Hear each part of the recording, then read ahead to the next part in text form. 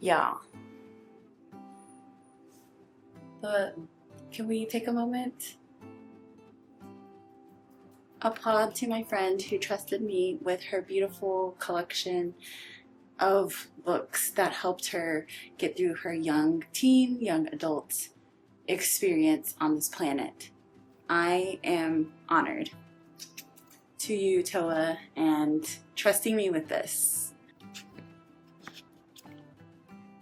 Hi guys, welcome back to the Cozy Alchemist. I am your girl, your host. This is my home, Ashley, and I'm so glad you are here with me today. Today we are gonna go and get into a plethora of books that I know a little about, but not very much of, because I was gifted a huge collection by my friend who is moving, my sister, and my confidant, Towa, and so she has gifted me all of these books, and I am super excited to get into them and share them with you guys and see what we have. Okay, so to be honest, when my friend was like, hey, I have some books I want to give you, I wasn't really sure what to expect because I didn't know what novels, what types of books, what genre of fiction she likes to read. So I was really excited and interested to see what I was going to get, and boy oh boy, I'm excited.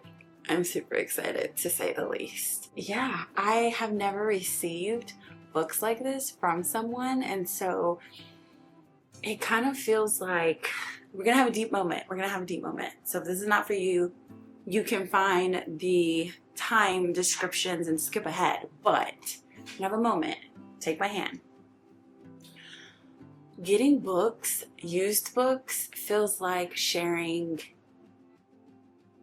something, very, very personal with another human, especially if you know the person that the person who like gave said book. I feel like getting these books, I know what season she was in her life when she had these books and how much these books really did support her and you know, kind of created and helped form the imaginative, artistic, brilliant mind that she has today as an adult. And it feels not only like a true honor to receive books from someone who has held on to these for so long, given it to me, someone who is really trying to get my foot back into reading novels, reading fiction, feels like an honor. It feels like a huge blessing. It feels like abundance. And I have so much gratitude for having someone in my life who we can connect and get giddy about for these types of things, but also that we exchange gems from our life in different ways and formats, and this is a huge way. And so I'm so thankful. One of the things that I remember telling her is I feel like when someone has a book, when someone has purchased a book and held a book and turned its pages and written in it, or maybe not, or just read it, or tears have dropped on that page, I feel like energy is transferred into those pages. It is soaking up your energy, how you're reading and connecting with the characters, your thoughts, your emotions, your journey with the book. And to then give it to somebody else feels like a piece of you, a part of your experience and your journey. So it is really exciting. I did not get the chance to know my friend in those times of her youth and her young adulthood, and so it feels like getting to know a piece of her. And even though we've met within the last 5 years, it's just really, really, really cool. And I know that's all deep, and you may be like, girl, it's not that deep. For me it is. For us it is. For me and her it is. And so I'm super, super thankful. And with that being said, I don't know what all of these books are about, but I think I'm going to read the synopsis to you guys. I think that's a good idea. And then just chat about how I feel about reading it and what I'm excited for. I do have some series, and then I have some standalones. And so we're going to start with the standalones, and towards the end, we'll get to the books of series. All right, for the first one that I was given in this collection was Cinder, which is a very popular book. They actually did a recover of this, which is beautiful, and it's a Cinderella retelling, which is apparently a thing that Marissa Meyer does, and I'm looking forward. I know she has a couple of other books as well, and so this is kind of a future telling of Cinderella, how there's humans and androids, and they're in the streets of New Beijing. And so we are talking and we're following a 16-year-old Cinder, a gifted mechanic, and she is a cyborg. She's a second-class citizen with a mysterious past and is rivaled by her stepmother, but when her life becomes intertwined with the handsome Prince Cary's, she suddenly finds herself at the center of an intergalactic struggle and a forbidden attraction. Caught between duty and freedom, loyalty and betrayal, she must uncover secrets about her past in order to protect her world's future, because there is something unusual about Cinder, something that others would kill for. I've had my eye on this, so I was super excited when this was in the collection. I'm excited to also kind of get the rest of Marissa Meyer's books, but I definitely wanted to start with this one, so we did good. I'm so excited on this. All right, for our second one, we have The Host, and it is a novel by Stephenie Meyer. Again, she is the queen, the one and only, who created the Twilight Saga. And this is a thick one. This is a thick one. I don't know if there's dust on it. But, so this one, it says, Melanie Strider refuses to fade away. Our world has been invaded by unseen enemies. Humans become hosts for these invaders, their minds taken over while their bodies remain intact and continue their lives apparently unchanged. Most of humanity has succumbed. When Melanie, one of the few remaining wild humans, is captured, she is certain it is her end. Wonder, the invading soul who has been given Melanie's body, was warned about the challenges of living inside a human, the overwhelming emotion, the glut of senses, the too vivid memories. But there was one difficulty Wanderer didn't expect, the former tenant of her body refusing to relinquish possession of her mind. Wanderer probes Melanie's thoughts, hoping to discover the whereabouts of a remaining human resistance. Instead, Melanie fills Wanderer's mind with visions of the man Melanie loves, Jared, a human who still lives in hiding. Unable to separate herself from her body's desires, Wanderer begins to yearn for a man she has been tasked with exposing. When outside forces make Wanderer and Melanie unwillingly allies, they set off on a dangerous and uncertain search for the man they both love. Sounds interesting. So it sounds like humans become a host for something, and that something then starts falling in love with the man that their host originally loves.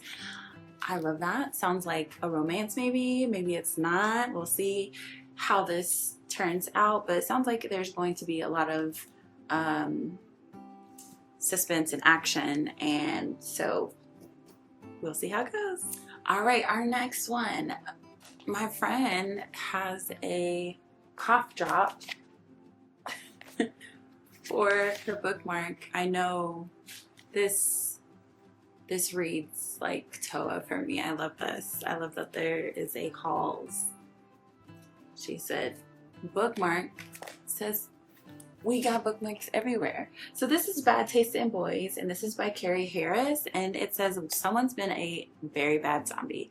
Super smarty Kate gets to play doctor, helping out her high school football team. Not only will the experience look good on her college apps, but she gets to be this close to her quarterback crush, Aaron. Then something disturbing happens. Kate finds out that the coach has given the team steroids, except the vial that she finds doesn't exactly contain steroids. Whatever is in them is turning hot gridiron hunks into mindless, flesh-eating zombies. Unless she finds an antidote, no one is safe. Not Aaron, not Kate's brother, and not her best friend. Not even Kate. So, this sounds good. Me and my friend talk about zombie movies all the time, and so I am definitely here for a good zombie book. I don't have a lot of them. Movies, yes. Books, no. So I'm glad. I'm excited for this. I'm excited for this. And it looks like a super easy read. Next one is Robopocalypse. It's by Daniel Wilson, and it's exactly what it sounds like. It is based on a future world where technology is everything, and there are robots and technology that's all linked, and at some point robots go awry. Robots have completely almost taken care of the human race. There are only few survivors, and they get together to fight back and to claim and rebuild the human race. So this sounds intriguing. It sounds exciting. I loved iRobot. I love anything about AI taking over, doing too much. What was that show on the Disney Channel? It was a movie. It was like something house, where like the house was like a smart house. Was it called Smart House? I don't know. But where there was a smart house, and it was like, oh, it's in the future. And then the house started like not acting right. This is definitely giving me that feeling, and I'm here for it. I love this. I'm excited to see. Well, I'm excited to see how Daniel writes and what this is about. I feel like I'm going to see a theme in a lot of my friends choosing. It's going to be zombies, robot apocalypse, or some kind of apocalypse, because I know her now and that's what we talk about and we like. And then like romance, but it's like a specific type of romance books. There's got to be like some spiritual, either spiritual or super magical happenings. Let's see what else we got. So, World War Z, An Oral History of the Zombie War by Max Brooks. Yes! I don't even know if I saw, this is a movie, right? This became a movie. We survived the zombie apocalypse, but how many of us are still haunted by that terrible time? We have temporarily defeated the living dead, but at what cost? Told in a haunting and riveting voices of men and women who witnessed the horror firsthand. I'm interested to see how this reads. It's like a journal. It's like it's an oral retelling. So I'm interested to read this and then go watch it either again or watch it and pay attention, because I may not have been paying attention when I first saw it. All right, the next one, we have a manga. It is called Blood Alone. And I'm guessing it's like the complete collection. Oh, it's volumes 1 through 3. Sorry, see right here. Volumes 1 through 3, and this is about vampires.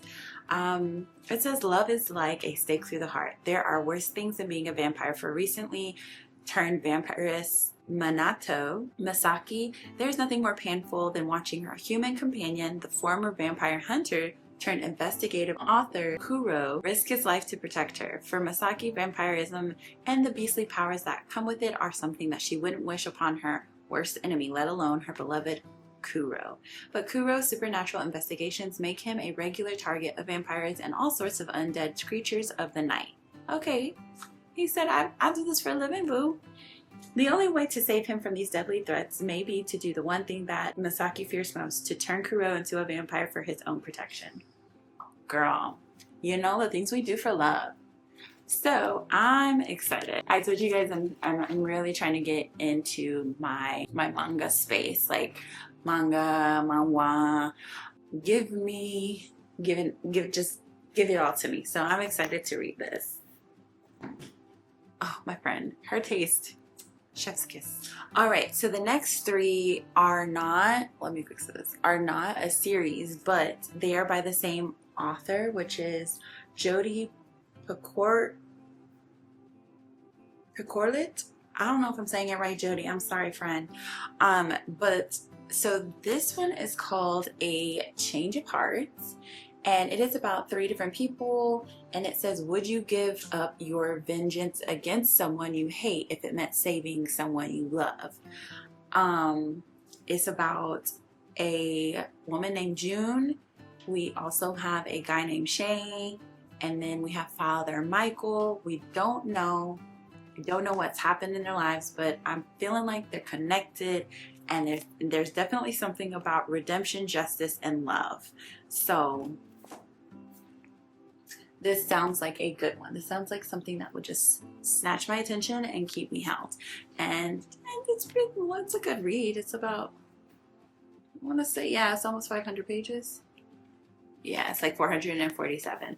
So I don't know anything about this author, but my friend swears by her, hence the 3 books by her. The next one is called Picture Perfect.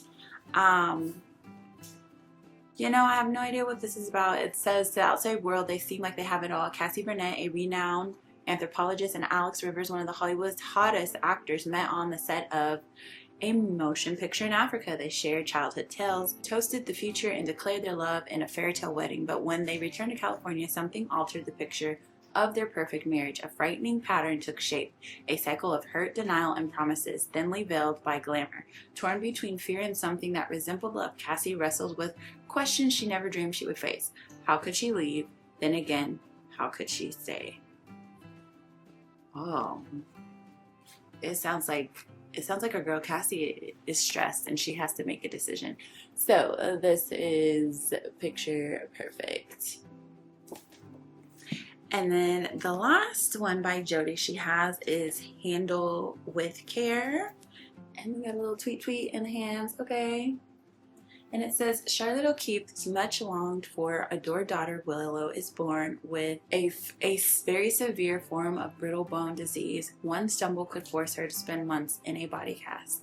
Willow's condition is an expensive one and her family faces financial ruin when Charlotte is offered a lifeline. She could file a wrongful birth suit against her obstetrician in hope of receiving a monetary payout which could ensure a lifetime of care for Willow.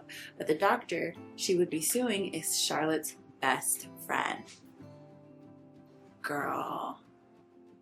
But it also means saying that if she had known in advance about the disability, Charlotte would have terminated the pregnancy, standing up in court to declare she would rather her daughter have never been born. Yo. Jodi's breathtaking new novel explores how far a parent will go to take care of someone they love. What are we gonna do? This is stressful. I'm stressed. Baby needs to be taken care of, but at what cost? At what cost? I'm excited to get into this one. Okay, so now we're gonna get into the part where I have books that are parts of series. Some of these I have like some parts of the book, some of them, and then in others I just have one from the series, and it seems some of them I just have like the second book. So I need to get the first book before I get into series. I refuse to read the second book without reading the first book. But the very first one is The Den of Shadows, and it's a quartet, and it's all in this book. Oh look, we got a library card. Girl, what you got? Okay, the Holocaust Museum and Education Center. That sounds about right. That sounds about right. She is definitely into knowing history and museums. I love that for you, friend. So this is like the complete novels in here. So it's In the Forest of the Night, Demon in My View, Shattered Mirror, and Midnight Predator. What's it about though, honey? It says Forest of the Night. 300 years ago, Risika was human and now she's a vampire, a powerful one, and her past has come back to torment her. The second one, Jessica isn't your average high school student. She's an acclaimed author of vampire fiction. Now 2 new students at her high school strongly remind her of her favorite characters, but those characters only live in her imagination, right? The third one, Christopher and Sarah may look like normal high school couple, but he's actually a vampire who's sworn off human blood, and she is an incredible, powerful vampire hunting witch. His past and her future collide. The fourth book, once a happy teenager, Turquoise is now a vampire hunter. Her current assignment is to assassinate Jessica, one of the cruelest vampires in history, but to do that she'll have to enter Midnight, a fabled vampire realm, as a human slave. Yes, I'm gonna devour this. I'm gonna devour this. All of their stories. I am here for it. I love it. And it's all right here. It's all right here. I'm so happy for it. Thank you, Fran, because I'm just as much as a vampire person as she is. I absolutely love it. Okay, for our next series that she has is we have Bloodline, and then we have the second one, which is Bloodline 2, Reckoning, and this pretty much sounds like Dracula's bloodline has come back. He's, you know, his essence is being passed down. So it says, my dear daughter, I fear an old enemy has returned, an enemy my friends and I had hoped our own children would never know. From what you have told me, I believe Quincy Parker is descended from the same evil parasitic presence I helped remove from the world 35 years ago.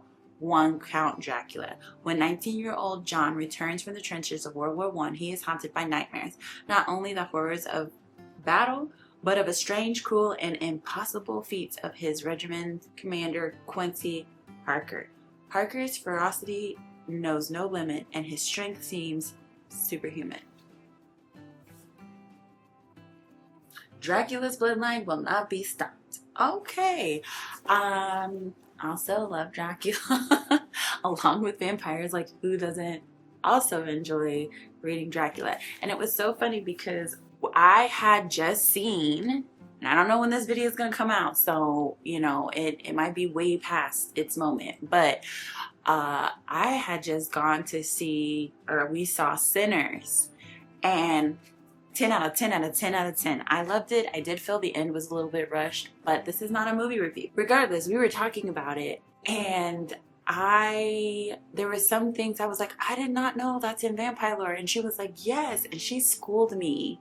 She schooled me on who is the mother of writing vampire books. She told me I need to get Interview with a Vampire, which is on my list, and she was like, you need to read all of her books.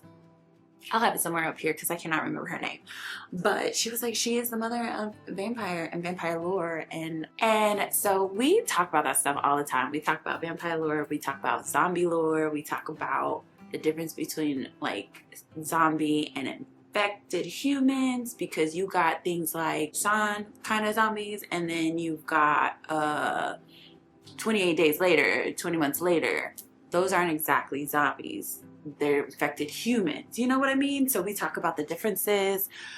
Girl, we be getting really deep into it, and I love it. I love having the conversations with my Towa. With that being said, let me know what is your favorite type of lore to like go down a rabbit hole on.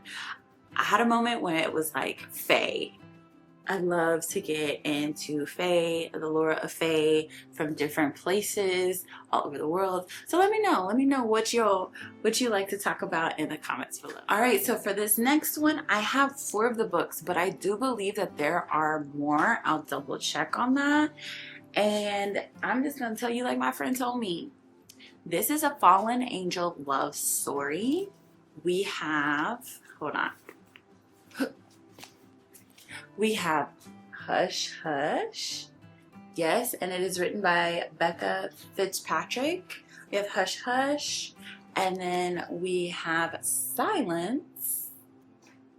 And then we have Crescendo. And then we have Finale. So I think that's all of them. Maybe. Again, I don't know. I haven't looked it up. But if I'm missing one, I will definitely go to Half Price Bookstore and like fill in the gaps, because she was saying how there are not a lot of fallen angel like love story, romance stories done. It's not really found a storyline of a fallen angel and someone falling in love with them and then done right. Let me add that part in, done right. And so she said that this is been right, and I need to read it clearly. So I am going to be reading this collection of books about fallen angels. I think that's such an interesting thing, because I love my zombies, I love my vampires, I love vampire love stories. Fallen angels, I really haven't heard much about it.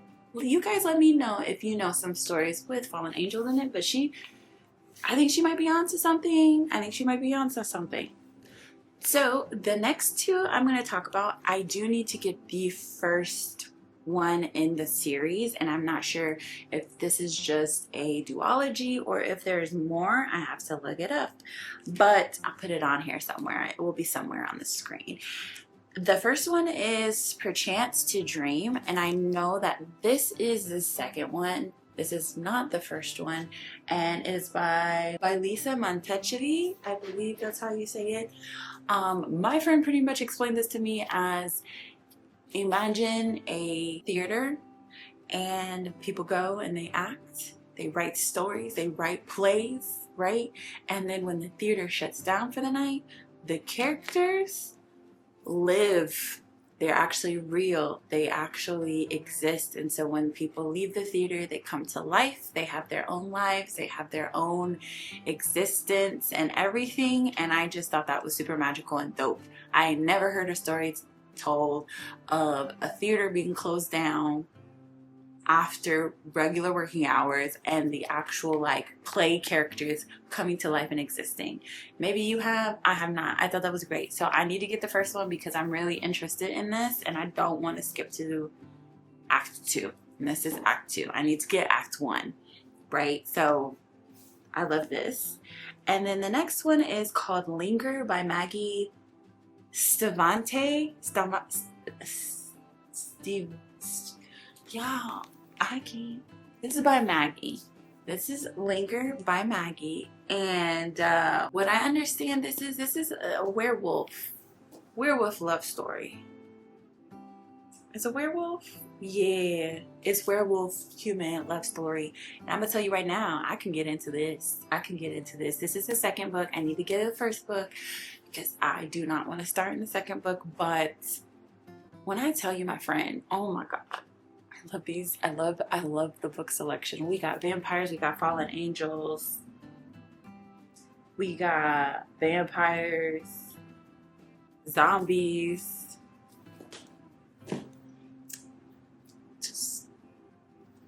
All right, we have this stack and then that, and then we wrapping it up. So my friend, she said I'm leaving no stone unturned in this universe. So now we have this collection. This is the Wicked Lovely, the Ink Exchange, and the Radiant Shadows. And I know I am missing some books from this. This is also by Melissa Marr, and it's about fairies. We're finally getting into the fairy realm. Come on now, girl. So this one says, Rule 3, don't stare at invisible fairies. Rule 2, don't speak to invisible fairies. And Rule 3, don't ever attract their attention. So it sounds like each one of these is like a different person and experience around fairies. I'm not sure if you have to read them in any specific order. I will have to look that up, but look, and I know this is definitely a teen, back in the day kind of youth novel. I just could tell. Plus it says teen on the back. But I'm excited to see what Teen Towa felt about these books. I'm excited to get into them because entertain me and entertain her, we like this. So she gets me. So now we got fairies. We got fairies, y'all. Check. Before we get into this last series right here, please make sure you are following me on Facebook so that we can hang out and see what books I am currently reading. And I can see what you're reading. And if you are interested in any of the books that I have listed here today, or any books in past videos or future videos, make sure you are following me on mybookshop.org. I will have everything listed there. You can also purchase from an indie bookstore in your area, or that is not in your area. Maybe you want to support a Black-owned indie bookstore, maybe a LGBT-owned, woman-owned, Latinx-owned. There you can select it, and so make sure scan the QR code and check it out.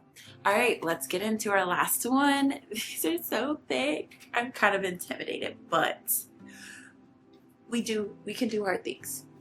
We have Crave, Crush, and Covet. This is not all to the series. I know I am missing books, but I do know I have at least the first couple of ones, which is Crave. So she's thick. She is definitely in the young adult area. It's, oh, let me see what this looks like with the jacket off. Sorry, I didn't even think about that. It's just, she's just red. That's okay. We love you for who you are. My whole world changed when I stepped inside the academy. Nothing is right about this place or the other students in it. Here I am, a mere mortal among gods or monsters. I still can't decide which of these warring factions I belong to, if I belong at all. I only know that one thing that unites them is their hatred of me. Then there's Jackson Vega, a vampire with deadly secrets who hasn't felt anything for 100 years. But there's something about him that calls to me, something broken in him that somehow fits with the broken in me, which could spell death for us all. Because Jackson walled himself off for a reason. And now someone wants to wake a sleeping monster, and I'm wondering if I was brought here intentionally as the bait. What? Who's reading this?